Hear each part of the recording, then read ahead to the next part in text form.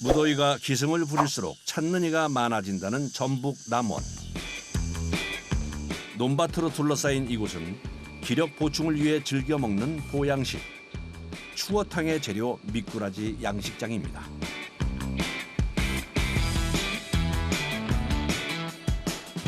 출하를 앞두고 통통하게 살이 오른 녀석들인데요.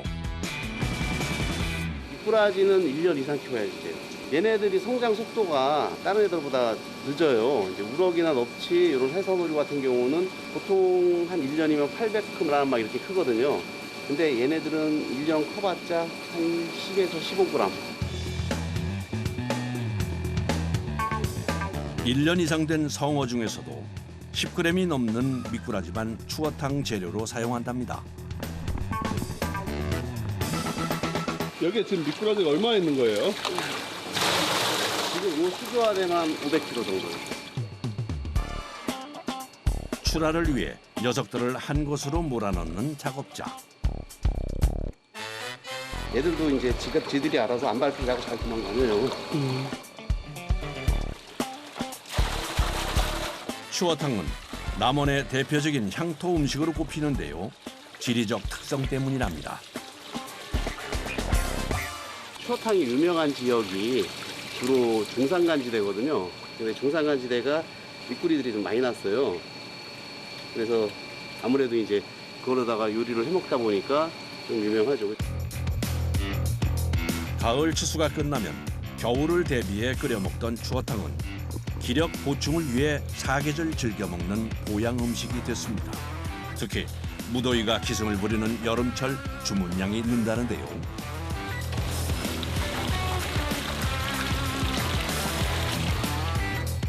30도를 웃도는 날씨에 실내 양식장은 열기로 가득합니다. 음식이 그렇다 보니까 복장 때문에 땀이 많이 나는데, 그리고 이 안에가 얘네들이 열대성 어종이다 보니까 얘네들 수온이 적정한 수온이 26도 이상이에요. 그러다 보니까 안이 더울 수밖에 없죠. 어둡고 따뜻한 곳을 좋아하는 미꾸라지의 특성 때문에 여름철 양식장 안은 가만히 있어도 땀이 흐를 만큼 열기가 가득한데요. 출하용 미꾸라지들은 이동용 통으로 옮겨 담습니다. 수조에서 옮겨진 후에는 일주일 동안 해감 과정을 거쳐야 된다는데요. 처음에 이제 미꾸라지를 잡아서 바로 가져가면은 막 토하고 막 그러거든요. 그러니까 잡은 다음에 축양을 시켜놔야 돼요. 사료를 먹었던 것도 다 소화를 시키고, 그러면서 이제 만약 그 추어탕을 끓이게 되면은 잡냄새가 안 나죠. 물을 갈아주며 일주일간 해감을 하고 나면 비로소 추어탕 공장으로 보내집니다.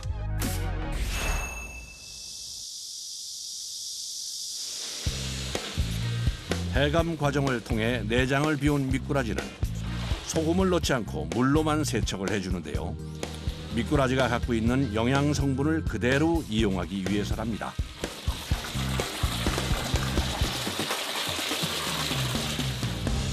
이 정도면 몇 인분 정도 되는 거예요? 네, 75인분 정도요. 한 솥에 약 75인분의 미꾸라지를 넣은 후 압력 밥솥에서 푹 끓여주는데요. 여기서 최종적으로 1시간 이상을 끓여요. 압력솥에서 1시간 이상 끓이면은 뼈가 물렁물렁해져요. 그러니까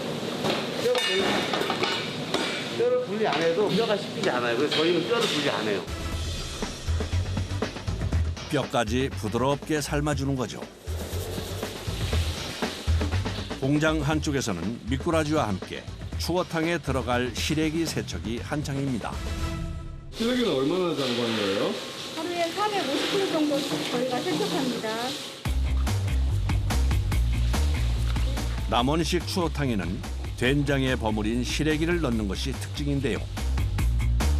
이물질 없이 깨끗하게 세척하기 위해 흐르는 물에 수작업으로 세척을 해줘야 한답니다. 이렇게 하면 이물질을 다 잡아낼 수 없고 사이사이 끼어있는 흙이나 모래나 그다음에 이물질이 들어갈 수 있기 때문에 그런 걸 다 세척해서 사용합니다.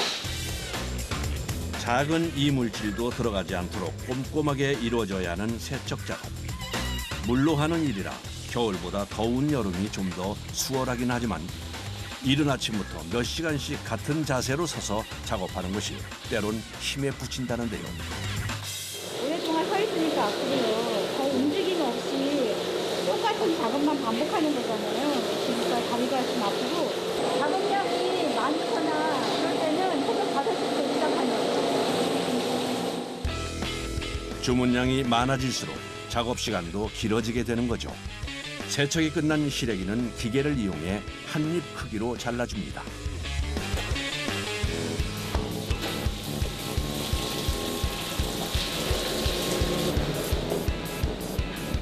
남원식 추어탕은 된장과 들깨가루를 넣어 구수한 맛에 고춧가루로 칼칼함을 더해주는 것이 특징인데요. 물이 안 풀리고 그냥 집어넣으면 저 칼이 다 풀어도 이 고춧가루가 안 풀어져요. 그래서 고춧가루를 다 내가지고 물에 잘 풀려줘야 돼요.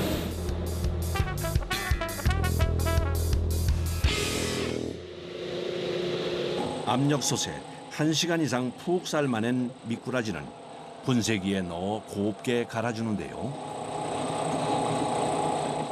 지금 여기에 보시면은 얘가 공국처럼 푹 뿌려져 있어요. 압력솥에 1시간 이상을 끓이기 때문에 그래서 뼈가 물렁물렁해져요. 뼈가 전혀 씹히지 않아요. 그래서 뼈까지 이제 같이 다 통째로 갈아놓는 거죠. 영양가 높은 미꾸라지를 통째로 섭취하기 위해서 부드럽게 삶아낸 후 갈아주는 거죠. 재료가 모두 준비됐으니 솥에 넣고 추어탕으로 끓여줄 차례. 먼저 갈아놓은 미꾸라지와 들깨가루를 넣어 한 소끔 끓여줍니다. 처음부터 다 집어넣고 끓이면은 비린내가 나잖아요. 콩도 그렇고 깨도 그렇고. 그러니까 이제 먼저 깨하고 콩하고 고기를 먼저 끓여가지고 그래서 이제 그 비린 맛을 없앤 다음에 그리고 이제 넣는 거예요. 시래기와 미리 만들어 놓은 양념까지 넣어 맛이 우러나도록 푹 끓여주면 되는데요. 처음부터 끝날 때까지 끓이는 시간은 1시간 정도 걸려요.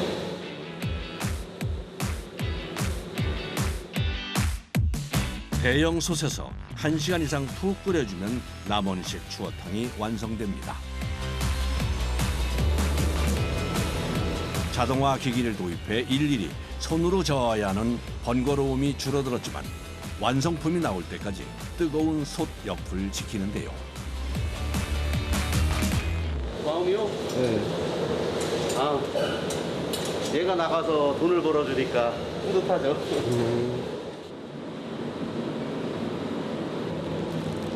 재료들이 한데 어우러져 더위에 지친 기력을 보충해줄 보양식 추어탕이 완성됐습니다. 근데 여기 이렇게 보이는 게 하얀 게 다 살이에요. 그 살이 보이죠. 정성과 영양을 가득 담은 추어탕은 판매를 위한 포장 작업에 들어가는데요. 그런데 일일이 무게를 잰 후 수동으로 포장 용기에 담아주는군요.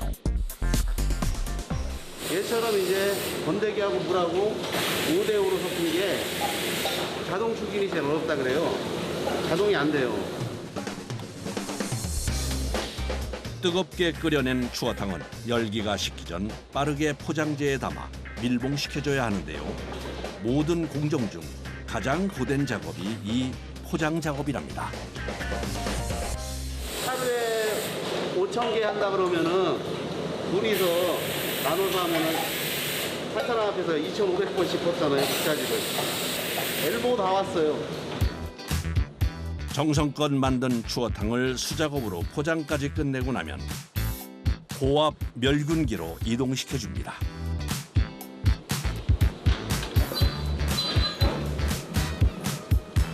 식품 안에 있는 세균을 다 죽이는 거예요.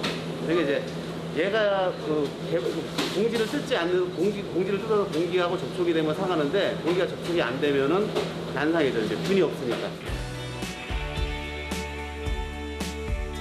121도씨의 고온에서 약 40분간 멸균 과정을 거치고 나면 상온에서도 유통이 가능한 상태가 되는데요.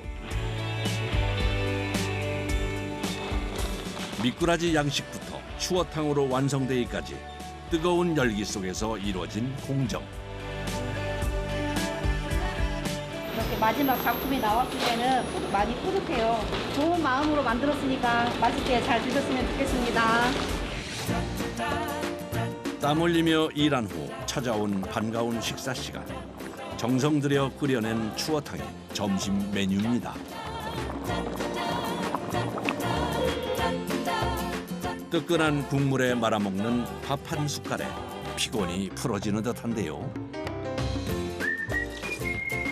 언제부터인지 모르겠는데 언제부턴가 이거 먹으면 이제 속이 편해지고 하니까 뭐 매일 먹어도 별로 안 물려요. 열심히 일하다가 같이 직원들이랑 점심 먹고 그러면 이렇게 팔팔 끓는 추어탕 가져와가지고 한 그릇 밥 뚝딱. 열심히 일한 후 먹으니 더 꿀맛이겠죠.